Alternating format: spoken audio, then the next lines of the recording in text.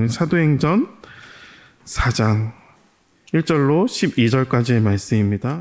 사도들이 백성에게 말할 때 제사장들과 성전 맡은 자와 사두개인들이 이르러 예수 안에 죽은 자의 부활이 있다고 백성을 가르치고 전함을 싫어하여 그들을 잡음에 날이 이미 저물었으므로 이튿날까지 가두었으나 말씀을 들은 사람 중에 믿는 자가 많으니 남자의 수가 약 5천이나 되었더라.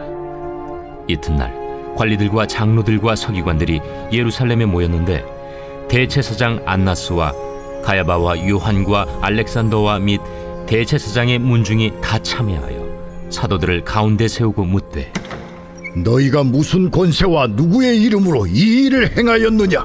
이에 베드로가 성령이 충만하여 이르되 백성의 관리들과 장로들아, 만일 병자에게 행한 착한 일에 대하여 이 사람이 어떻게 구원을 받았느냐고 오늘 우리에게 질문한다면 너희와 모든 이스라엘 백성들은 알라. 너희가 십자가에 못 박고 하나님이 죽은 자 가운데서 살리신 나사렛 예수 그리스도의 이름으로 이 사람이 건강하게 되어 너희 앞에 섰느니라. 이 예수는 너희 건축자들이 버린 돌로서 집 모퉁이의 머릿돌이 되었느니라. 다른 이로서는 구원을 받을 수 없나니 천하 사람 중에 구원을 받을 만한 다른 이름을 우리에게 주신 일이 없음이라. 아멘. 네, 오늘 본문은 시작은 이렇게 됐죠. 유대 제사장과 성전 맡은 자들과 사두개인들이 사도들을 싫어하는 이야기, 그렇죠? 종교 지도자들이 사도를 싫어하는 이야기로 시작이 됩니다. 정확하게 말하면 사도들이 하는 말, 사도들이 전하는 말이 싫었다라는 거죠. 2절에 예수 안에 죽은 자의 부활이 있다고 백성을 가르치고 전함을 싫어했습니다. 예수는 십자가에 달려 죽었습니다. 그렇죠? 유대인들에게 십자가는 거리낌이 있습니다. 율법에 따르면 나무 위에 달린 지는 저주를 받은 자다라고 되어 있죠. 여러분, 저주 받은 자가 다시 살아난다. 그렇죠? 여러분, 죽어 마땅한 죄인이 다시 살아난다. 마땅히 죽어야 될 악인이 살아난다. 여러분, 이건 좀비입니다. 선하고 의로한 자가 다시 살아난다는 건 그건 부활 일리가 있고, 그렇죠? 그것은 수긍할 수 있지만, 하지만 나무 위에 달린 자, 저주받은 자가 다시 살아난다. 사도들이 저주받은 자의 부활을 전하고 돌아다닌다. 이건 거리끼는 일이라는 거죠. 유대 종교 지도자들에게 예수라는 인물 자체가 사실 신성모독의 범죄자였습니다. 그러므로 예수라는 자를 그들은 힘써 죽였죠. 다시 부활을 운운하면서 다시 예수의 사건에 어떤 세상의 이슈가 되고 전면에 나오는 것, 매우 불쾌한 일이라는 거죠. 그러므로 그들은 사도들을 가두게 됩니다. 여러분, 식민지에 사는 지도자들이 잡아 가둘 수 있는 법적 권한이 있다면 그 권한은 적어도 로마법에 범법하는 것은 아니고요. 정치적인 것 또한 아니었습니다. 사도들이 전한 그 예수 이야기, 그렇죠? 이 유대 종교 지도들이 가지고 있는 종교의 법을 거슬렀다라는 거죠. 사도들을 잡아 가두는 것, 종교 제도를 지키고 싶은 법이 있었다는 거죠. 그걸 지키지 못하면 그들의 종교적인 어떤 토대가 흔들리게 되는 거죠. 예수의 복음, 사도들이 전한 예수를 받아들인다는 것은 그들이 이제까지 지켰던 종교적인 어떤 근간이 무너지는 일이었어요. 그러므로 옳고 그름의 문제가 아니고요. 이게 진리냐 비진리의 문제가 아니었고요. 내가 지켜왔던 것을 지킬 수 있는가 아니면 못 지키는가라는 거죠. 그게 중요했기에 사도들을 가두었습니다. 그럼에도 불구하고 그들이 가둘 수 없는 게 있었죠. 오늘 4절 말씀은 들은 사람 중에 믿는 자가 많으니 남자의 수가 약 5천이나 되었더라. 4절의 말씀이 여러분 5천 명이 말씀을 듣고 돌아와서 대형교회를 이루었다라는 의미가 아니고 사람은 가두지만 복음은 사도들을 잡아 가둔다고 복음은 갖춰지지 않는다라는 거죠. 6절에 대제사장 안나스와 가야바와 요한과 알렉산더 및 대제사장의 문중이 다 참여하여 어마어마한 무리가 그 가운데 있었다라는 거죠. 그 한가운데 이 사도가 세워졌어요. 사도들이 세워졌어요. 그리고 신문합니다. 마치 예수님이 신문 당하던, 그렇죠? 모습을 사도들도 똑같이 당하게 되는 거죠. 그리고 예수님에게 물었던 물음을 동일하게 물어봅니다.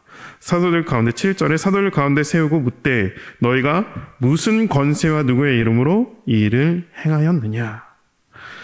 사도행전 4장 8절 후반절부터 있는 말씀인데요.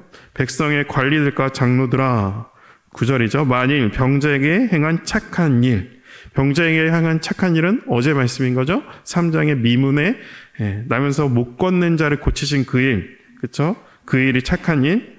그래서 그 일이 지금 4장 22절까지 연결이 되는 거예요. 만일 병자에게 착한 일에 대하여 이 사람이 어떻게 구원받았느냐고 오늘 우리에게 질문한다면 너희와 모든 이스라엘 백성들은 알라. 너희가 십자가에 못 박고 하나님이 죽은 자 가운데서 살리신 나사렛 예수 그리스도의 이름으로 이 사람이 건강하게 되어 너희 앞에 섰느니라. 여러분, 사도들의 모습이 달랐죠. 적어도 예수님이 잡히시던 그날 밤의 모습은 아니었습니다. 겁에 질려 부들부들 떨던 제자들, 도망가던 제자들이 아니었죠. 큰 소리를 치며 겁박하는 유대 증거자들 앞에 그래 잘 듣거라 당당하게 대답합니다. 너희가 십자가에 못 박고 하나님께서 다시 살리신 나사렛 예수 그리스도 이름으로 나면서 걷지 못한 자를 고치고 십자가에 죽었지만 다시 살아나신 예수님에 대해서 나는 전하고 있다. 사도들의 말입니다. 사도행전을 기록한 누가는 그 달라진 사도들의 모습을 이렇게 덧붙이고 있죠. 8절 처음에 베드로가 성령에 충만하여. 그렇죠? 예수라는 이름은 여러분 좋은 이름입니다. 아주 우리가 찬송했듯이 귀한 이름이죠.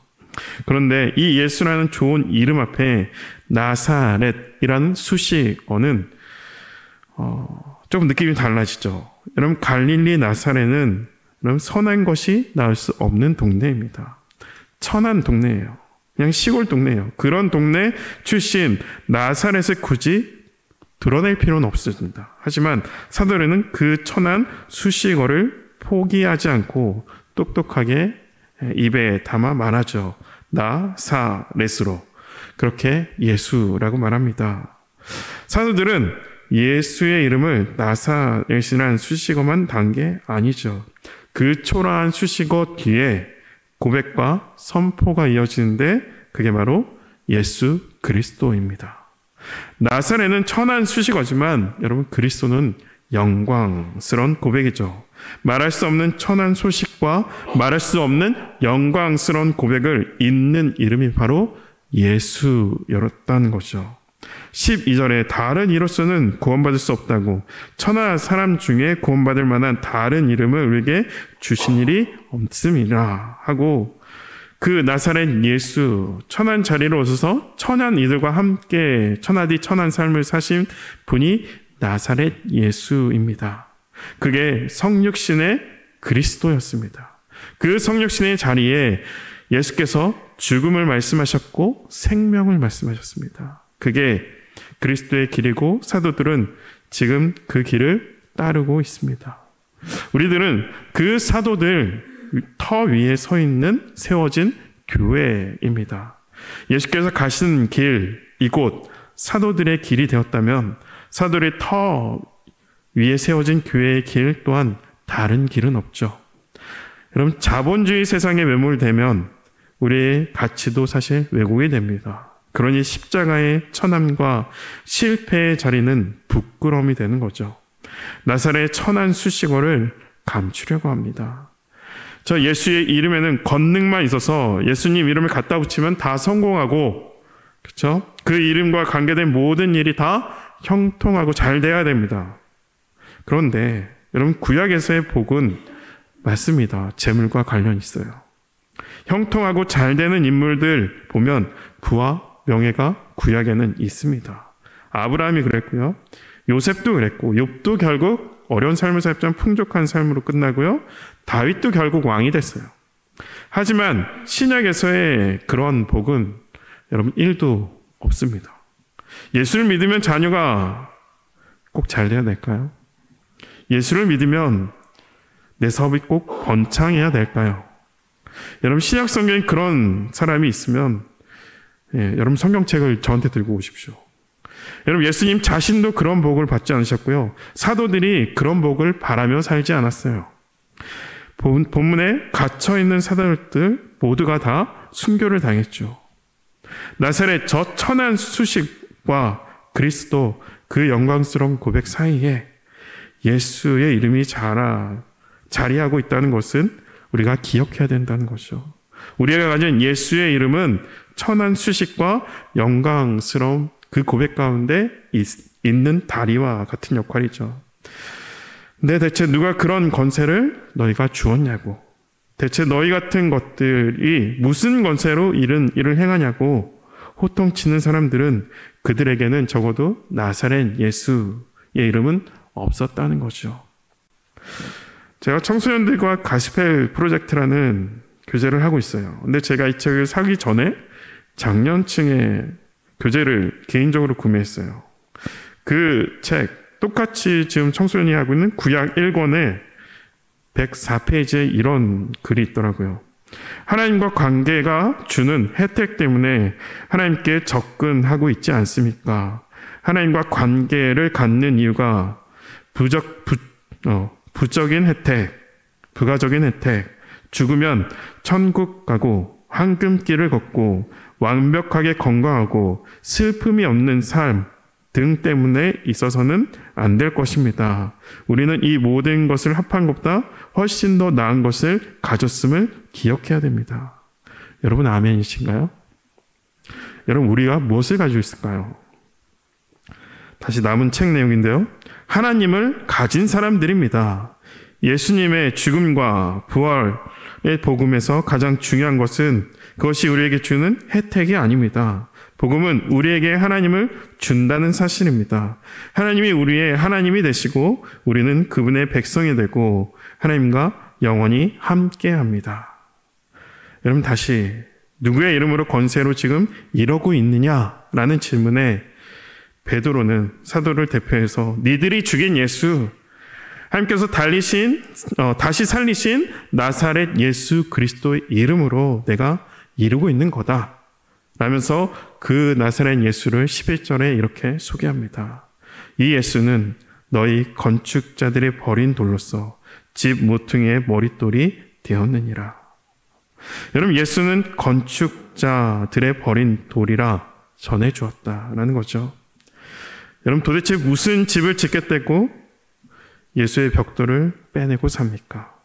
그러면서도 아무렇지 않게 멀쩡하게 살아가나요? 인생에 어떤 집을 짓겠다고 예수의 벽돌을 빼내고 삽니까? 무슨 집을 짓기에 예수라는 돌을 버렸을까요? 여러분, 우리 마음으로 대답해 보시죠. 나는 언제부터 예수가 이렇게 홀대하며 살고 있게 된 것인가? 어디서 우리는 이 예수의 이야기를 잃어버린 걸까요?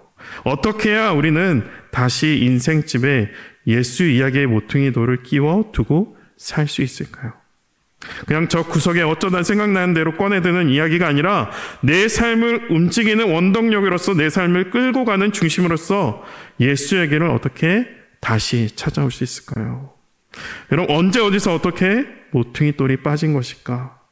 그 모퉁이 돌 빠진 집에 살면서 여러분, 새벽마다 힘들다 하는 우리의 탄식은 하늘에 닿을 수 있을까요? 우리들의 탄식이 하늘에 닿기로 해요.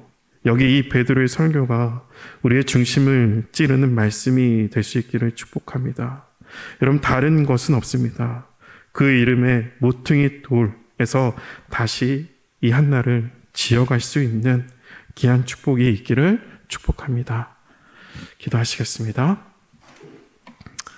하나님 아버지, 도대체 무슨 권세와 누구의 이름으로 이런 짓을 하느냐고 묻는 이들에게 다른 것이 없다고 나사렛 예수 그리스도의 이름뿐이라고 외쳤던 사도들의 고백이 우리 귀에 쟁쟁하게 하시니 감사합니다.